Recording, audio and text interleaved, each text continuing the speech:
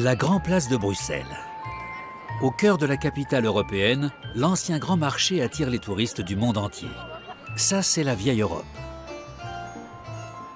La nouvelle Europe, elle, est en train de construire un grand marché d'une toute autre nature. La Commission européenne doit définir le cadre d'un gigantesque marché transatlantique pour ses États membres. Nous négocions des accords commerciaux parce qu'ils créent de la croissance et de l'emploi. Et cet accord avec les États-Unis peut contribuer à aider à réguler cette économie mondialisée. Mais les négociations concernant ce marché global sont menées à huis clos. Et le peu d'informations qui filtrent suscite de vives controverses. Le but de ces négociations est d'éliminer tout ce qui déplaît aux entreprises de part et d'autre de l'Atlantique, notamment certaines lois ou réglementations très strictes portant sur la protection de l'environnement et des consommateurs. Voilà l'ordre du jour de ces négociations. Depuis l'effondrement du communisme, les États-Unis rêvent d'un marché commun transatlantique. Un tel accord permettrait de souder le monde occidental et de forger une hégémonie transatlantique assez puissante pour affronter les guerres économiques mondiales de demain.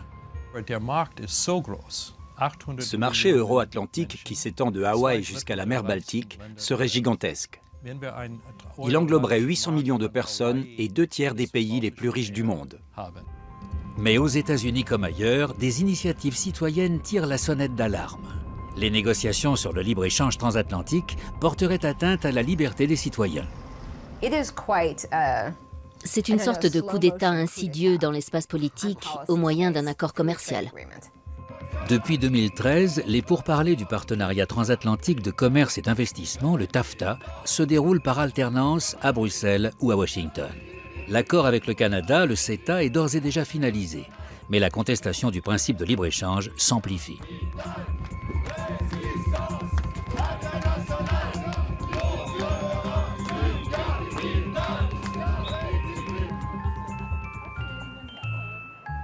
Dans cette petite librairie berlinoise, le prix de chaque livre est fixé par la maison d'édition.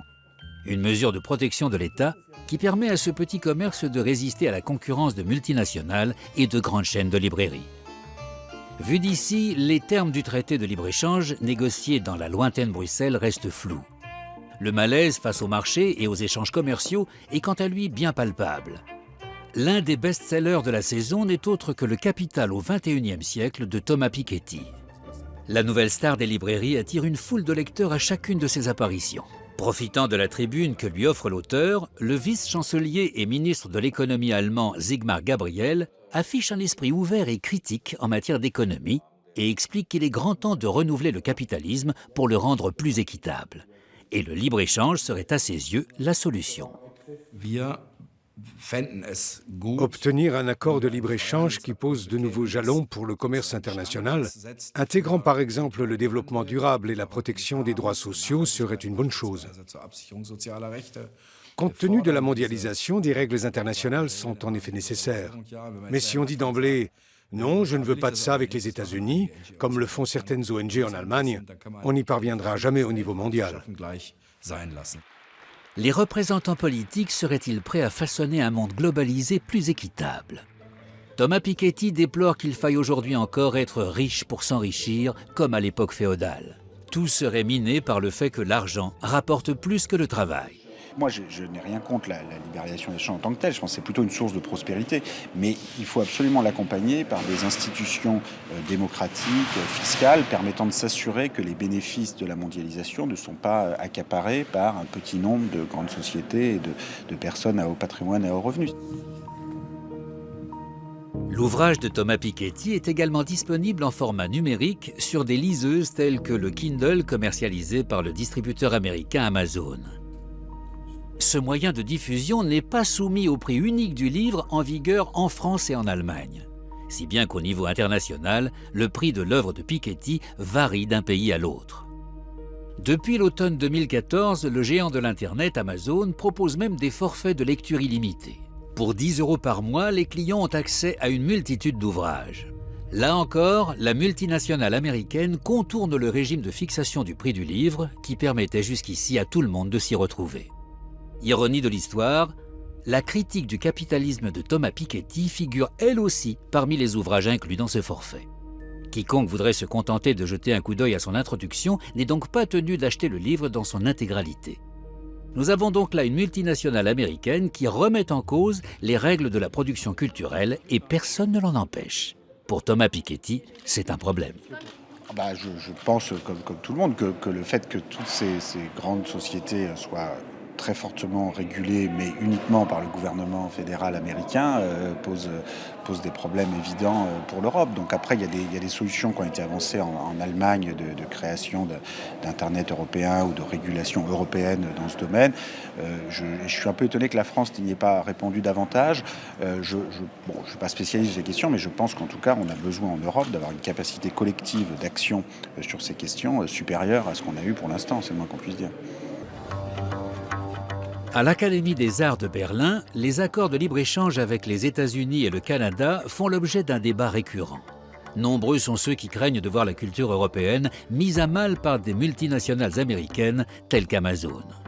Pour l'illustrateur et président de l'Académie, Klaus Steck, les multinationales de l'Internet et du numérique sont les nouveaux cavaliers de l'Apocalypse.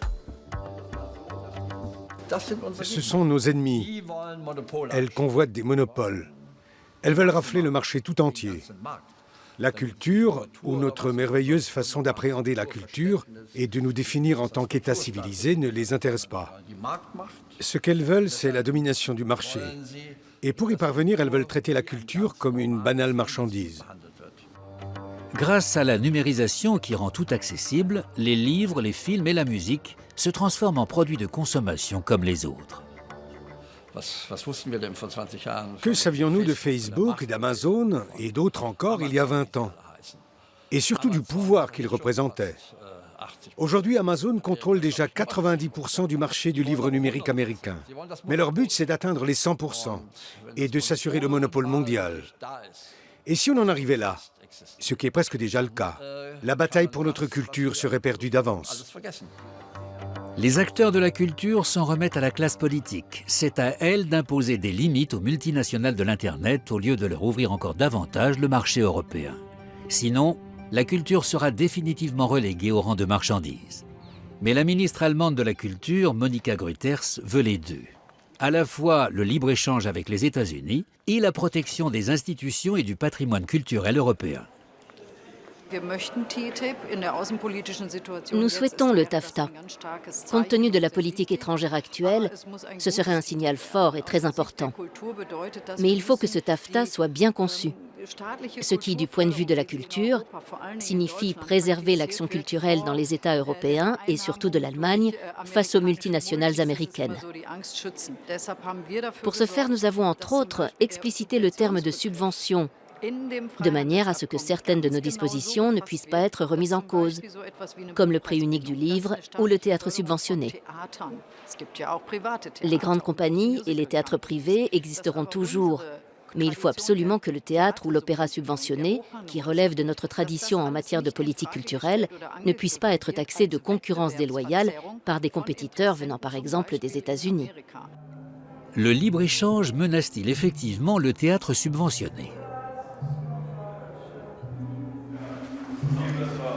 Pour le metteur en scène et économiste Matthias von Artz, le danger n'est pas imminent. Contrairement aux arts plastiques, le théâtre est un processus intrinsèquement dispendieux. Tous ceux qui pratiquent le théâtre le savent bien. On se donne à fond sur le plan émotionnel. On dépense beaucoup d'énergie, mais aussi beaucoup d'argent. On pourrait sans doute se passer de certaines pièces de théâtre. Mais je crois que la société a besoin de ces espaces de liberté, où l'on pense et fait des choses qui ne mènent pas inéluctablement à une quelconque forme de profit. Mais à mon avis, les accords de libre-échange anéantissent ces espaces de liberté, car il y aura forcément quelqu'un pour dire « c'est ma source de revenus, alors je ne tolérerai pas que quelqu'un d'autre qui fait plus ou moins la même chose que moi et qui en vit puisse obtenir des subventions et un espace de liberté pour travailler ». Les négociations sur l'accord de libre-échange se déroulent par alternance à Bruxelles ou à Washington. À huis clos, les lieux de réunion, tout comme la teneur des textes décisifs, demeurent inconnus. Et jusqu'à présent, personne ne sait par quels moyens précis l'accord avec les États-Unis prévoit de protéger la culture. Il existe cependant une piste. Le 26 septembre 2014, la Commission européenne a publié l'accord de libre-échange entre l'Union européenne et le Canada qui avait fuité auparavant. À sa lecture, on apprend que l'exclusion du libre-échange s'applique aux seules prestations audiovisuelles pour l'Union européenne, alors qu'elle englobe l'ensemble de l'industrie culturelle pour le Canada. De quoi alarmer les responsables de la scène culturelle allemande. Olaf Zimmermann, le président du Conseil culturel allemand, n'est pas convaincu que l'Union européenne veuille réellement protéger le secteur de la culture. Si lors des négociations avec le Canada, un pays qui nous est proche et qui est le plus européen des pays d'Amérique, l'Europe n'a pas été assez puissante ou assez volontaire pour faire exclure l'ensemble du secteur de la culture européenne, comme les Canadiens l'ont fait, il y a évidemment de quoi s'affoler. Parce qu'il n'y a pas de raison que ça se passe mieux dans les négociations avec les États-Unis.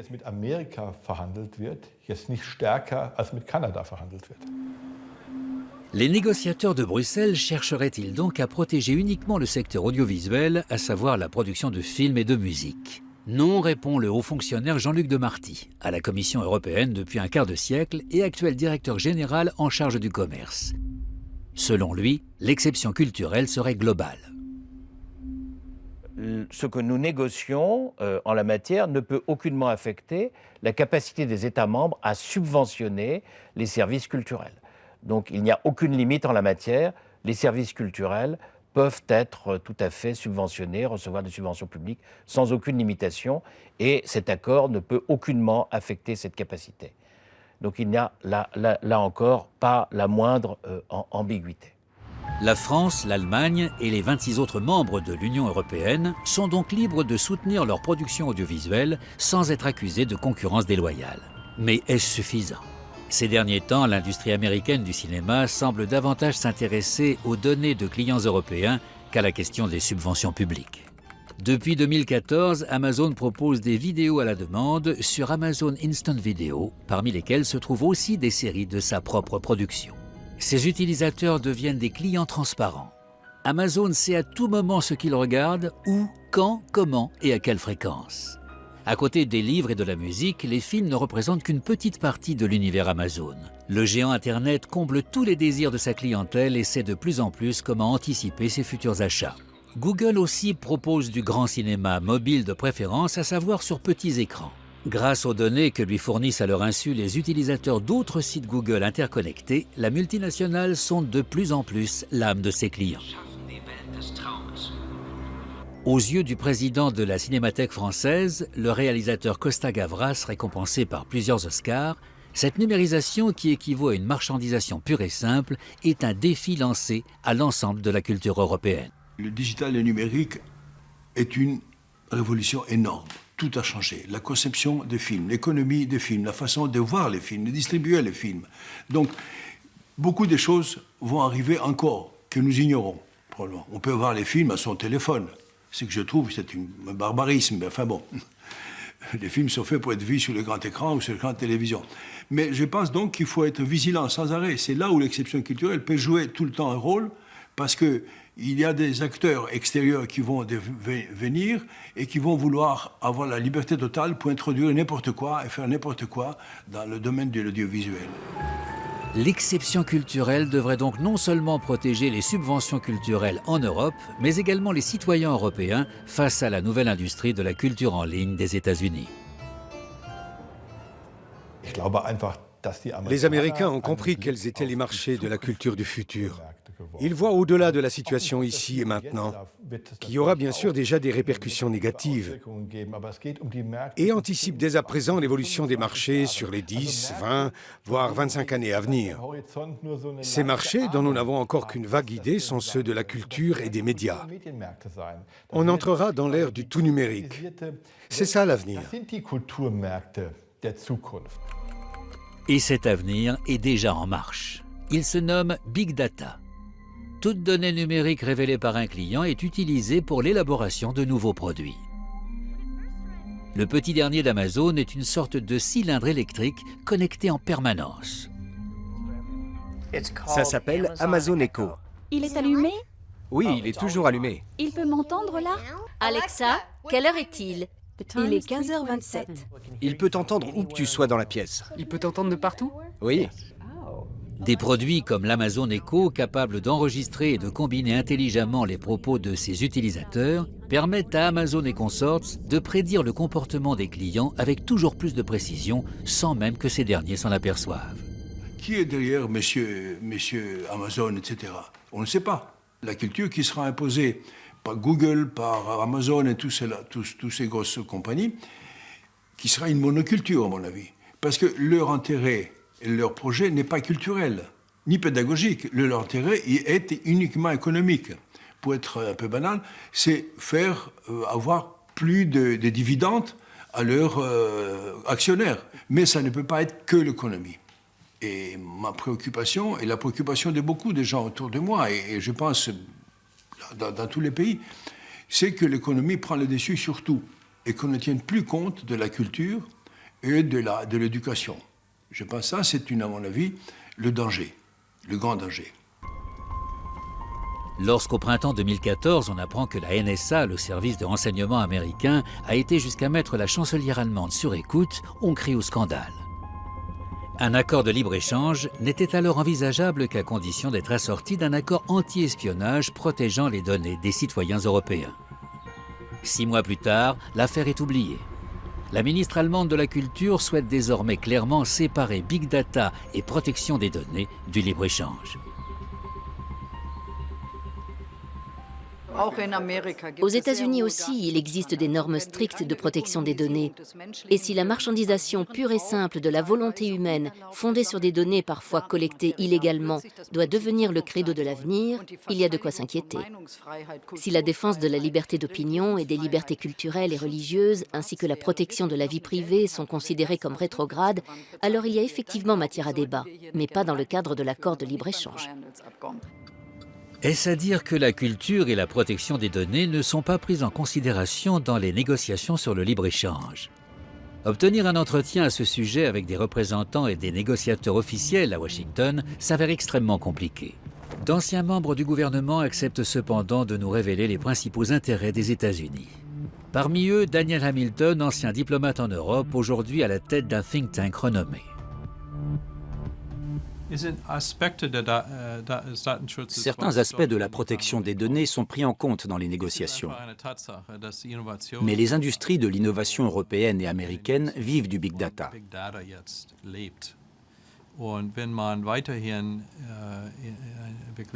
Donc, du point de vue américain, si l'on veut rester une économie de la connaissance, ou knowledge economy en anglais, il faut préserver et savoir utiliser Big Data, au lieu de respecter une notion rigide et abstraite comme celle de la protection des données, qui est d'ailleurs une notion européenne et non américaine. Entre protection des données à l'européenne d'un côté et Big Data de l'autre, la position des États-Unis quant au libre-échange est claire. Il s'agit d'éliminer les entraves à la libre circulation des données et les obstacles à l'acquisition, au traitement, à la diffusion et au stockage-archivage de données. Une position qui, malgré le scandale de la NSA, n'a pas changé d'un iota. Si l'experte en données Constanze Kurz, informaticienne et porte-parole du Chaos Computer Club allemand, est indignée, elle concède toutefois que les citoyens européens sont bien naïfs de permettre aux entreprises américaines d'écumer leurs données sans limite. En général, en acceptant la politique d'utilisation des données, on abandonne ses droits sur ces données personnelles. On consent largement à ce qu'elles soient traitées et utilisées. D'un côté, les clients européens sont des proies pour les entreprises du numérique, mais de l'autre, ils acceptent de leur plein gré d'en être les clients. Il est du devoir des politiques de protéger les citoyens, fussent-ils naïfs, de la divulgation de leurs données personnelles, conformément aux principes constitutionnels européens. Mais les autorités se dérobent à cette responsabilité. Décider soi-même à qui on donne accès à ses informations privées et à ses transactions quotidiennes, décider de qui peut en disposer et de quelle façon, relève de la dignité humaine, du principe de l'émancipation de l'individu qui remonte au XVIIIe siècle et qui mérite qu'on le maintienne. Le véritable enjeu, c'est l'humain dans sa dimension essentielle, ses échanges et ses faits et gestes de tous les jours, ses données sensorielles et physiques, ou encore ses déplacements. Voilà les données qui seront traitées. À Bruxelles, l'Union européenne veut protéger ses citoyens du libre-échange illimité de données en appliquant des lois déjà en vigueur. En ce qui concerne la question des données personnelles, vous évoquez le croisement entre l'accès à certains services via Internet et le respect des données personnelles.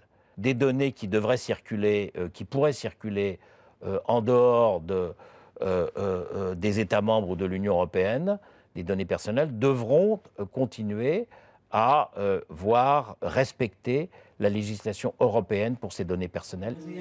Mais d'après Constance Kurz, cet argument n'est pas convaincant. Le droit européen de la protection des données ne serait nullement respecté puisque les fournisseurs de services Internet traiteraient les données de clients européens et les transmettraient aussi à des services de renseignement. Ces dernières années, l'Europe a de plus en plus fait figure de pourvoyeur des États-Unis au profit des multinationales américaines. Elle s'est très peu affirmée face à la problématique de la protection des données, qui a pourtant considérablement évolué en Europe.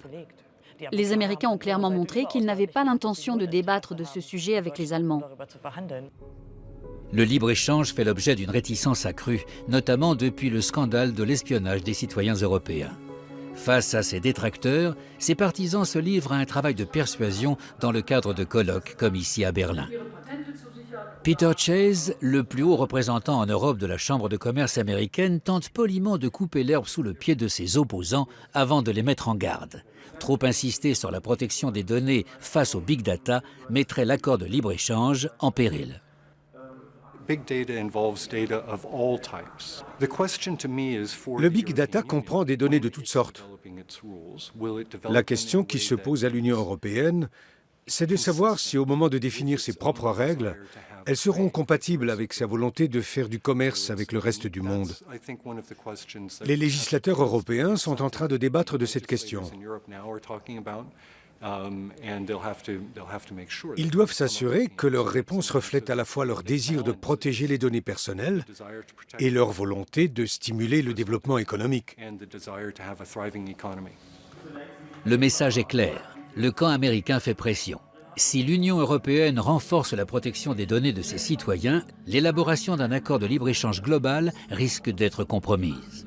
Mais une fois l'accord signé, les multinationales de l'Internet auront toute liberté d'intenter des actions contre le renforcement de la protection des données. C'est ce que craignent les opposants au traité, comme l'expert Internet britannique Glyn Moody.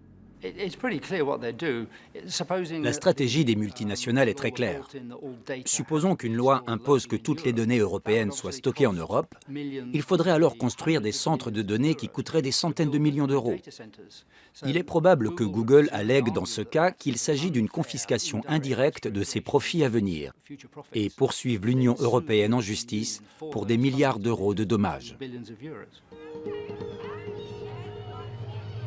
Comment est-ce possible? Comment des entreprises américaines pourront-elles à l'avenir poursuivre des États entiers en justice? Nous tentons d'obtenir des réponses à Washington auprès de Public Citizen, l'une des organisations de droit civique les plus célèbres des États-Unis. Sa directrice, la juriste Lori Wallach, analyse les subtilités des différents accords de libre-échange américains depuis des années. Si l'on examine certains de ces accords, comme le traité avec la Corée, qui est le modèle standard utilisé par les États-Unis, on s'aperçoit que la plupart des articles ne concernent pas les échanges commerciaux. Les premiers chapitres traitent du commerce, mais la deuxième partie de ce chapitre définit la mise en place de tribunaux arbitraux pour le règlement des différends entre investisseurs et États. Le titre B des procédures de règlement des différends entre investisseurs et États prévoit la création de tribunaux arbitraux où les entreprises privées auront le même statut que toute une nation pour faire appliquer un traité entre États. Ils peuvent poursuivre des gouvernements en dehors des cours de justice, en ignorant les lois d'un pays, pour obtenir des dommages illimités payés par les contribuables, sans possibilité d'appel. Le premier article de ce chapitre oblige les États à se plier à ces tribunaux arbitraux où les juges sont des avocats d'affaires. Des avocats qui sont alternativement juges et procureurs. En vertu de cette logique, une plainte a été portée devant un tribunal d'arbitrage de la Banque mondiale à Washington contre l'État allemand. Invoquant un traité sur la charte de l'énergie, le groupe énergétique suédois Vattenfall réclame une indemnité pour compenser les pertes liées à la sortie du nucléaire décidée par le gouvernement allemand. Les négociations sont menées à huis clos, devant un tribunal d'arbitrage privé exclusivement composé d'avocats. La somme réclamée par Vattenfall aux contribuables allemands est longtemps restée confidentielle, la multinationale refusant d'en divulguer le montant. Il sera révélé à l'automne 2014, 4,7 milliards d'euros. L'affaire Vattenfall et tous les contentieux qui sont arbitrés dans le cadre du règlement des différends entre investisseurs et États s'apparentent à des tripots clandestins. C'est une partie truquée, où les plaignants choisissent les règles du jeu et se réunissent dans une chambre d'hôtel pour jouer avec l'argent du contribuable. Ces avocats d'affaires se réunissent très souvent dans une chambre d'hôtel ou une salle de conférence. Dans 55% des cas, ce sont les mêmes 15 individus qui sont juges ou procureurs. Ils s'accordent pour dire « Présentez-vous dans cette chambre d'hôtel et nous réglerons cette affaire ». C'est tellement délirant que la plupart des gens auxquels on révèle cette pratique ont du mal à y croire. Comment se fait-il que les multinationales aient un tel pouvoir sur les traités de libre-échange ? À l'instar des entreprises américaines, les entreprises européennes se sont à leur tour empressées de monter au créneau à Bruxelles en usant de leur lobby pour infléchir la structure des accords. L'activiste Pia Eberhardt de l'ONG Observatoire de l'Europe industrielle signale qu'en préambule des négociations sur le TAFTA, la Commission européenne s'était presque exclusivement entretenue avec des chefs d'entreprise et leurs lobbies. Nous avons soigneusement analysé avec qui la Commission européenne s'est entretenue pendant la phase préparatoire des négociations du TAFTA.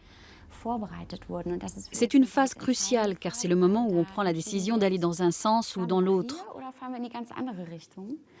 Nous avons constaté que l'essentiel de ces entretiens préalables avait été mené avec des grandes entreprises et leurs lobbies. En février 2013, au moment où les négociations ont débuté, il n'y a eu aucun entretien avec un syndicat, une association écologiste ou une association de défense des consommateurs. Le négociateur en chef de l'Union européenne, Ignacio Bercero, se défend d'avoir commis un impair. Le fait que l'Union ait d'abord privilégié les pourparlers avec les représentants de l'industrie relèverait d'un pur hasard. Mais ces objections ressemblent plutôt à un aveu. Il est vrai que la première phase a suscité plus d'intérêt de la part des industriels, et donc plus d'implication de leur part. Mais au cours des négociations, nous nous sommes montrés ouverts aux avis de toutes les parties. Le libre-échange transatlantique permettrait donc aux entreprises de poursuivre des États en justice. C'est en tout cas ce que souhaitent depuis longtemps des lobbyistes comme l'avocat Andreas Geiger.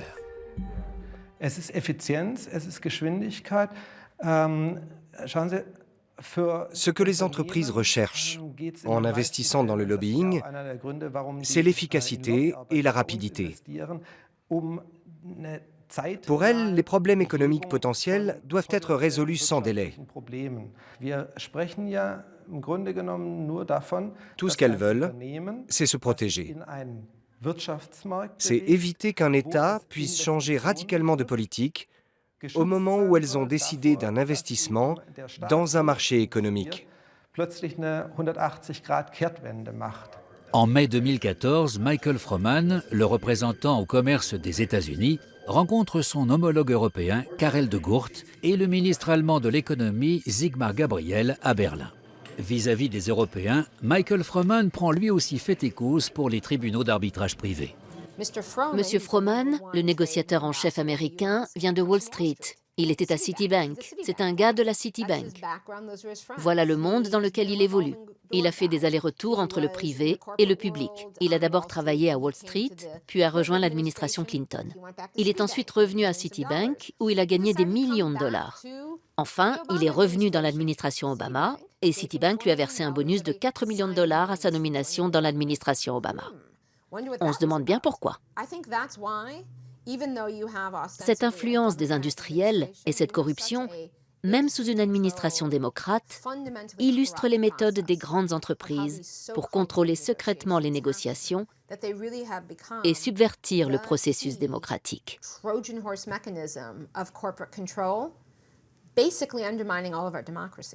En mai 2014, Sigmar Gabriel se montre encore ferme à l'écart de Michael Froman. Le ministre allemand de l'économie est réticent au droit de recours des multinationales contre les États et rejette les règles de protection des investissements. Nous n'avons pas besoin d'un accord entre l'Europe et les États-Unis autorisant le droit de recours des multinationales contre les États. Nous avons affaire à deux démocraties, à deux États de droit développés. Il n'y a pas de raison de mettre en place une juridiction d'exception. En court-circuitant les pouvoirs législatifs nationaux, elle remettrait en cause la protection des consommateurs et de l'environnement, les droits sociaux et les droits des travailleurs, ainsi que la protection des données. On ne peut en aucun cas permettre cela. En novembre 2014, le vice-chancelier allemand fait volte-face en matière de protection des investissements dans l'accord de libre-échange avec le Canada.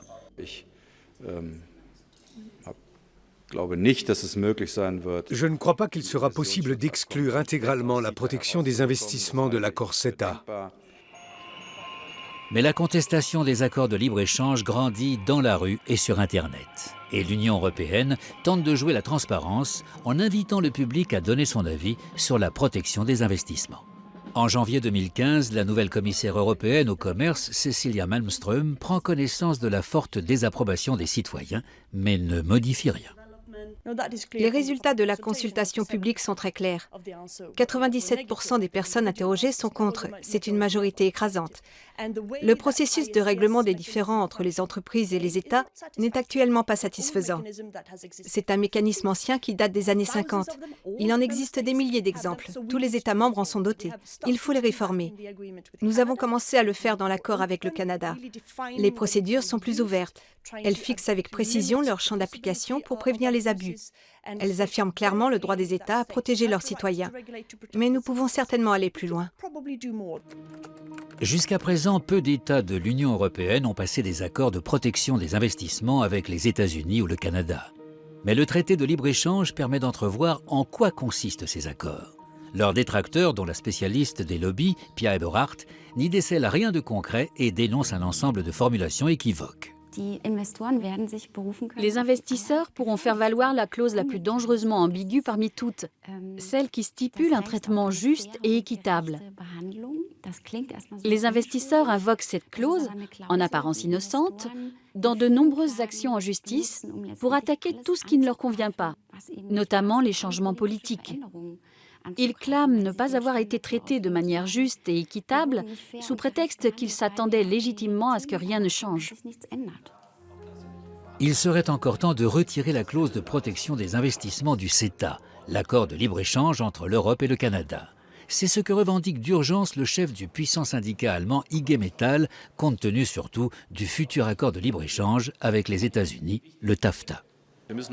Nous devons veiller à ce que le CETA ne passe pas avec la protection des investisseurs et d'autres clauses du même genre, car il servirait de modèle au TAFTA.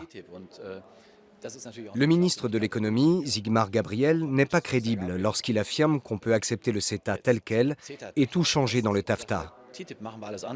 Cela ne fonctionnera pas. Entre-temps, la contestation s'est fait entendre au plus haut niveau de l'Union européenne. Malgré l'énorme scepticisme, le nouveau président de la Commission, Jean-Claude Juncker, veut poursuivre les négociations sur le TAFTA.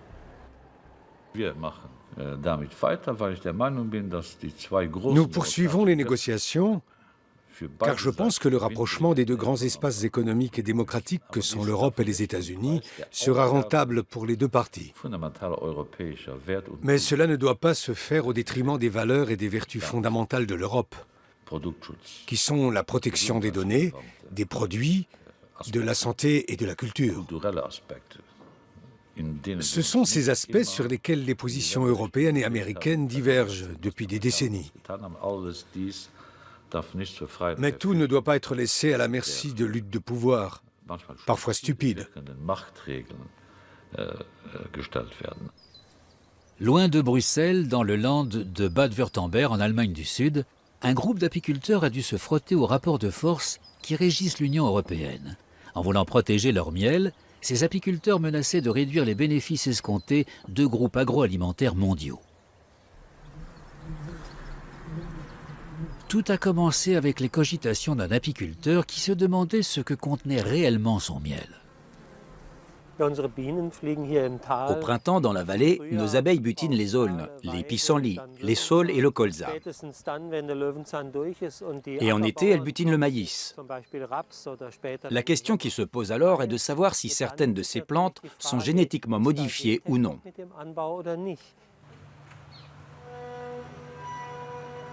Pour que leur nectar et leur miel soient garantis sans OGM, les abeilles doivent uniquement récolter le pollen de plantes génétiquement non modifiées dans un rayon de butinage compris entre 5 et 10 km. C'est un point essentiel pour les apiculteurs. Dans nos supermarchés, on trouve beaucoup de miel importé à des prix dérisoires. Un grand nombre d'entre eux sont constitués de miel européen et de miel étranger. Et dans ce cas, rien ne nous garantit qu'ils sont sans OGM. Pour de nombreux apiculteurs, l'appellation sans OGM est devenue un argument de vente majeur, si bien que Thomas Radetzky et ses collègues commercialisent leur miel avec un label. Nous collons une étiquette avec la mention « sans OGM » sur notre miel. C'est un label officiellement reconnu par les ministères, certifiant que les produits alimentaires sont garantis sans OGM. Tout est contrôlé et nous pouvons prouver l'absence de plantes génétiquement modifiées dans le rayon de butinage de nos abeilles.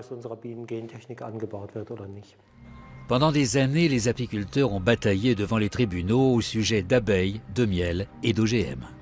Il en est ressorti un petit label qui pourrait devenir un gros problème pour l'Union européenne, voire un problème de fond. Dans le libre-échange, un label comme celui des apiculteurs pourrait être en effet perçu comme portant préjudice aux miels étrangers, comme une entrave au commerce international. Le lobbyiste Andreas Geiger confirme cette hypothèse. Un tel label peut être utilisé à des fins protectionnistes, puisqu'on attire l'attention des consommateurs sur un produit qu'on a fait certifier. Si on extrapole, cela reviendrait à étiqueter nos produits avec la mention « bon produit » et les produits américains avec la mention « attention OGM ». Les Américains considéreraient à juste titre cette mesure comme une mesure protectionniste. Le haut représentant en Europe de la Chambre de commerce américaine est formel. Avec ce label, l'Union européenne pousse déjà le bouchon trop loin. Cette loi européenne très contraignante sur l'étiquetage n'a aucun sens en termes de politique publique. L'apiculteur Thomas Radetzky pense en revanche que c'est justement l'étiquetage des produits alimentaires qui fait avancer la protection de l'environnement et des consommateurs en Europe. Mon but est tout simplement d'empêcher la culture de plantes génétiquement modifiées en faisant valoir le droit des apiculteurs à protéger leur miel, non seulement en Allemagne, mais dans toute l'Europe. Contre toute attente, la stratégie des apiculteurs a porté ses fruits. La Cour de justice européenne a finalement confirmé le bien fondé de l'étiquetage.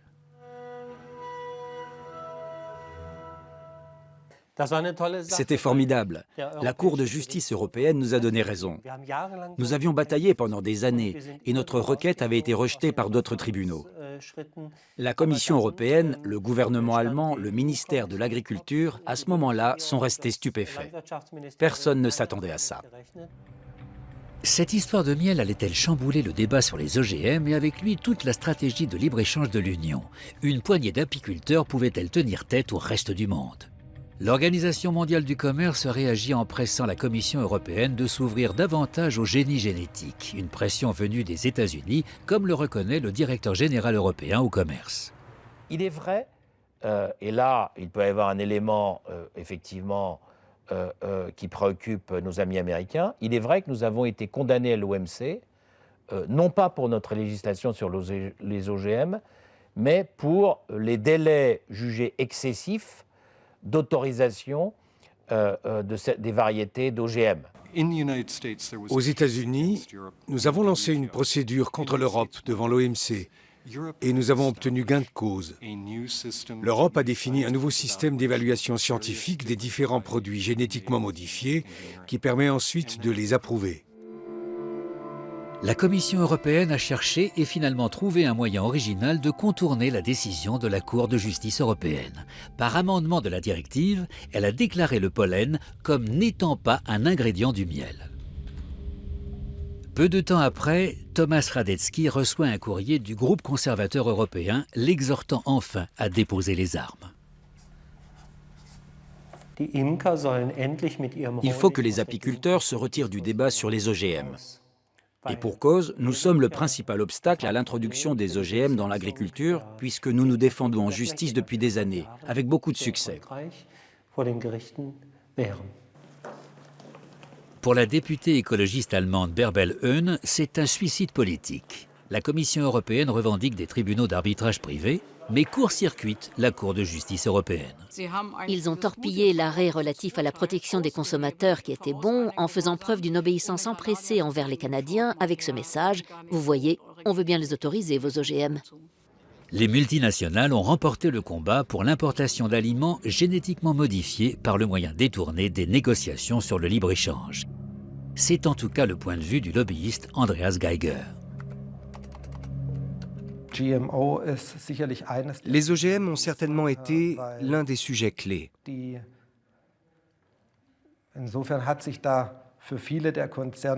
Ça offrait en quelque sorte une nouvelle opportunité à beaucoup de multinationales.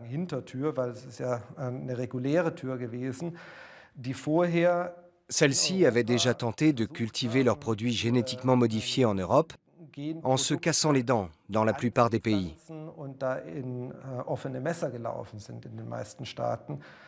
Et ce détour leur permet finalement de les introduire quand même.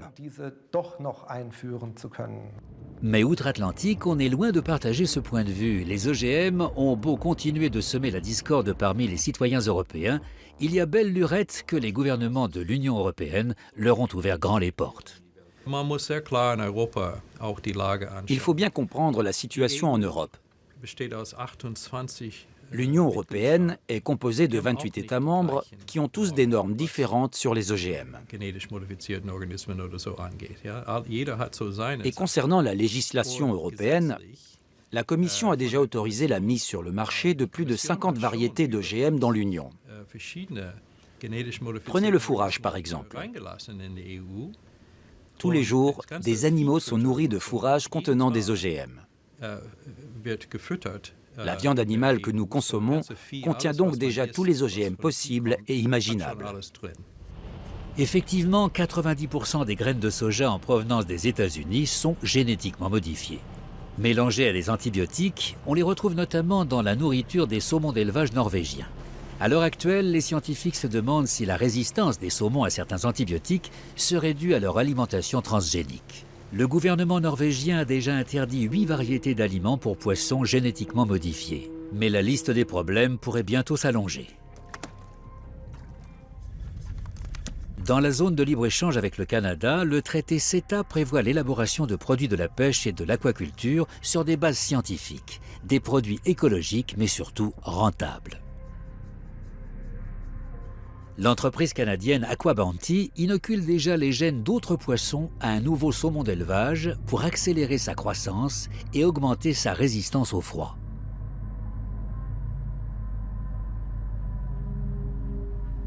Patrick Woodall, le directeur des recherches de l'Organisation américaine de protection des consommateurs Food and Water Watch, tire la sonnette d'alarme. C'est une situation sans précédent. Pour la première fois, un animal génétiquement modifié serait reconnu propre à la consommation. S'agissant de ce poisson, on n'a aucune certitude en matière de sécurité alimentaire. Il existe aussi un risque sérieux pour l'environnement si ces saumons élevés aux États-Unis s'échappent dans la mer. Que se passera-t-il quand ils seront en contact avec des saumons sauvages? Quels seront les effets sur l'environnement et sur la chaîne alimentaire? Pour l'heure, l'industrie norvégienne du saumon résiste, alléguant que ces poissons sont aussi grands et robustes que les poissons transgéniques canadiens. Mais cet argument s'inscrit dans la logique du libre-échange où la compétitivité prime sur les principes européens de protection des consommateurs et de l'environnement. L'Union européenne est régie par le principe de précaution, ce qui, à nos yeux, est parfaitement sensé. Quand il existe des doutes en matière de santé, il faut agir avec précaution. et ne pas autoriser des produits dont on n'a pas démontré l'innocuité. Mais dans le cadre de l'Organisation mondiale du commerce, le présupposé est inverse. Or, pour interdire un produit aux États-Unis, sa dangerosité doit pouvoir être prouvée scientifiquement. Le principe de précaution européen est donc sur le point d'être jeté aux oubliettes. Le terme américain « science-based », autrement dit « basé sur la science », est déjà entré dans le jargon des grands pontes de l'Union européenne. Nous devons continuer à instruire les cas individuels de variétés d'OGM sur la base d'une instruction scientifique sur les risques qu'offrent ou que n'offrent pas certaines variétés d'OGM. Et sur cette base, il appartient à la Commission européenne d'autoriser ou de ne pas autoriser ces variétés d'OGM. Dans les termes du traité de libre-échange entre l'Union européenne et le Canada, l'autorisation de mise sur le marché d'aliments transgéniques repose explicitement sur le principe du fondement scientifique, science-based. Et il y est aussi question d'une coopération régulatoire. En vue du TAFTA, l'association de lobby Business Europe et la Chambre de commerce américaine se sont empressés de formuler une proposition examinée et saluée par la Commission européenne. Dans l'accord avec les États-Unis, les lois et les régulations devront être examinées dès leur élaboration quant à leur rentabilité et leur potentiel commercial, par une instance baptisée Regulatory Council, soit Conseil de régulation.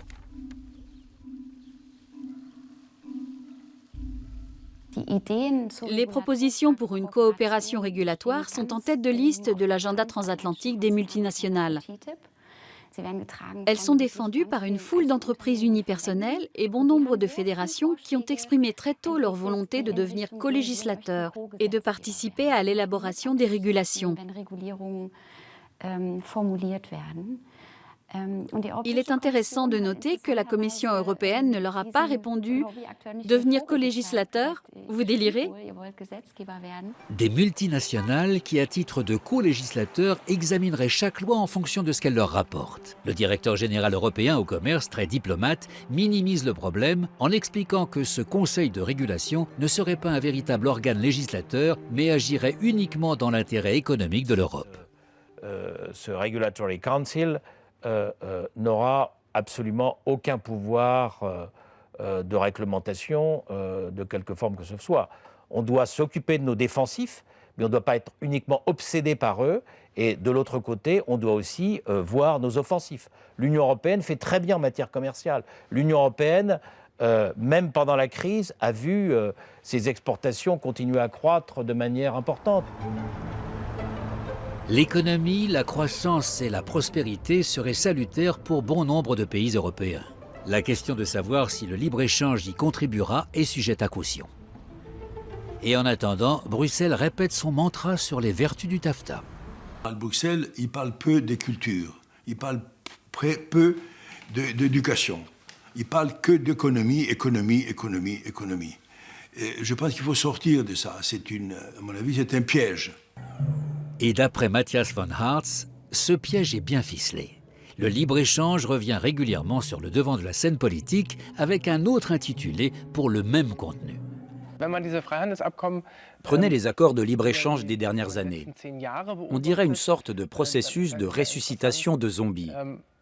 Ça a commencé au début du mouvement altermondialiste, avec l'accord multilatéral sur l'investissement. Ensuite, il y a eu l'accord sur les aspects des droits de propriété intellectuelle qui touchent au commerce, puis le GATT et l'ACTA, etc. À chaque fois, on essaye d'élargir un peu le domaine des biens marchandables.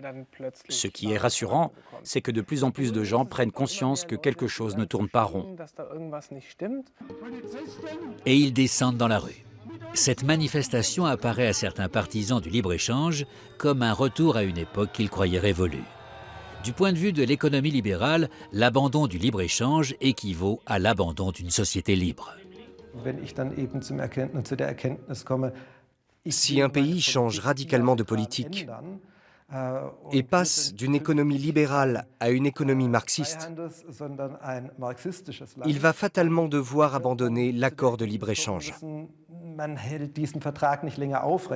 Or, les opposants au libre-échange ne souhaitent pas de solution radicale. S'ils contestent la libéralisation, c'est pour des raisons profondément conservatrices.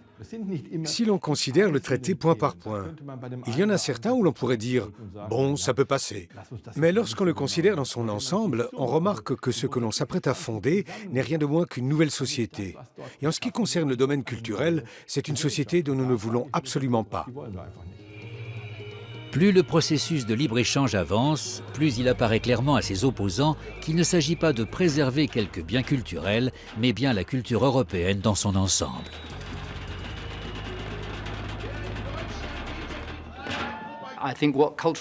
Il faudrait que l'exception culturelle promeuve les valeurs incarnées par l'Europe. Une protection efficace des consommateurs, la protection de la vie privée et le refus de placer le profit au-dessus de tout. Les entreprises ne devraient pas dicter les lois. Les hommes politiques doivent se rendre compte qu'ils ne nous représentent plus. Leur refus de nous informer au sujet des négociations, leur silence sur leur prise de position illustre le déficit démocratique de ces négociations. Démocratie, état de droit, tribunaux statuant en audience publique comme la Cour de justice européenne, voilà les valeurs pour lesquelles se battent des citoyens tels que l'apiculteur Thomas Radetzky. Nous allons devoir rester vigilants pendant des décennies. Cette bataille est loin d'être terminée. En principe, le CETA, l'accord commercial avec le Canada, devrait entrer en vigueur prochainement. Et le traité de libre-échange avec les États-Unis devrait être bouclé d'ici 2016. Mais tout porte à croire que ces délais seront repoussés, car de plus en plus d'Européens craignent que le libre-échange menace leur liberté de citoyen.